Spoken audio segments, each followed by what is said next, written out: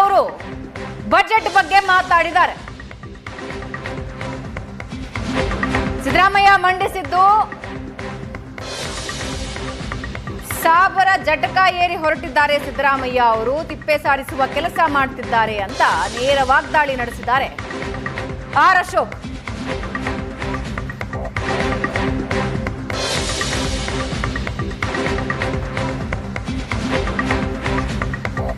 Muslim vote ಋಣ ತೀರಿಸುವ budget ಮಂಡಿಸಿದ್ದಾರೆ ಅಂದಿದ್ದಾರೆ ಆರ್ ಅಶೋಕ್.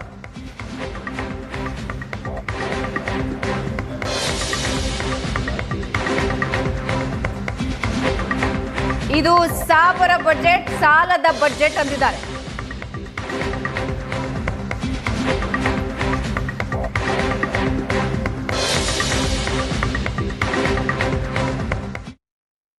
ಬಜೆಟ್ ಅನ್ನು ಮಂಡಿಸಿದ್ದಾರೆ. ಆ ಕೊನೆಯ ಬಜೆಟ್ ಅಲ್ಲಿ ಯಾವುದೇ ರೀತಿಯಾದಂಥ ಹೊಸ ಘೋಷಣೆಗಳಿಲ್ಲ. ಅಲ್ಲೇ ತಿಪ್ಪೆ ಸಾರಿಸೋ ರೀತಿ ಇರೋವಂಥ ಕಾರ್ಯಕ್ರಮಗಳನ್ನೇ ಮುಂದುವರಿಸುವಂಥ ಒಂದು ವ್ಯವಸ್ಥೆ ಮಾಡಿದ್ದಾರೆ. ಬಿಟ್ಟರೆ ಯಾವುದೇ ನೀರಾವರಿ ಯೋಜನೆಗಳನ್ನು ಕೇಂದ್ರ ಸರ್ಕಾರದ ಅನುಮತಿ ಆದ ಮೇಲೆ ಮುಂದುವರಿಸ್ತೀರಿ ಅಂತ ಓದಿದ್ದಾರೆ.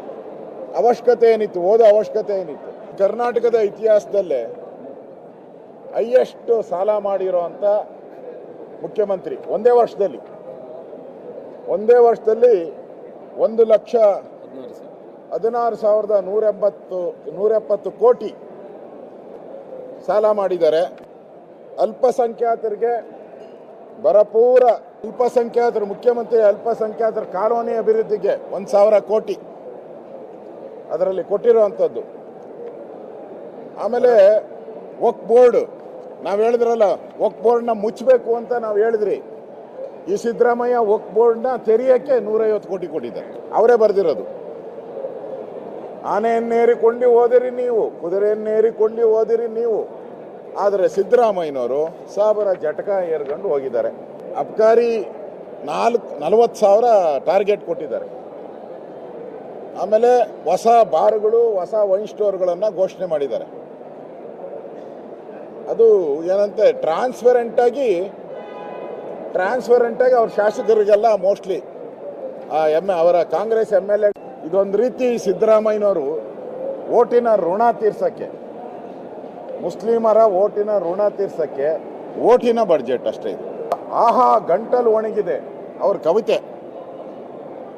ಆಹಾ ಗಂಟಲು ಒಣಗಿದೆ, ತಗೋ ಒಂದು ಗುಟುಕು ನೀರು ಅಂತ. ಆಹಾ ಗಂಟಲು ಒಣಗಿದೆ, ಒಂದು ಗುಟುಕು ನೀರು ಕೊಡು. ಅಭಿವೃದ್ಧಿಗೆ ಒಂದು ತೊಟ್ಟು ನೀರು ಇಲ್ಲ. ಇಲ್ಲಿ ಒಂದು ತೊಟ್ಟು ನೀರು ಇಲ್ಲ.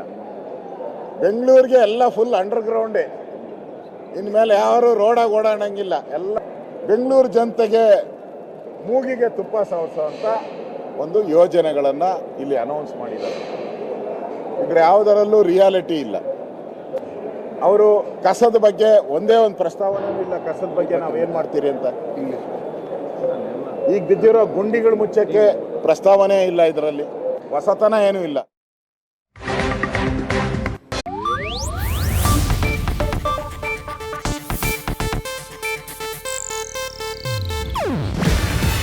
ಇದು ಏಷ್ಯಾನೆಟ್ ನ್ಯೂಸ್ ನೆಟ್ವರ್ಕ್ ಪ್ರಸ್ತುತಿ.